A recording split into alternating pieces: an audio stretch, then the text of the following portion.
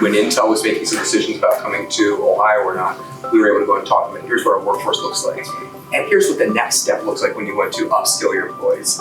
So this, absolutely, we are an economic driver to keep them going. Workforce is the number one issue. That's the message, that's the message we're trying to get out of. This is about economic development. If we do this well, if we invest in this, if we invest in, there's a sign, investing in America. We're investing in the economic development of Ohio, of the country.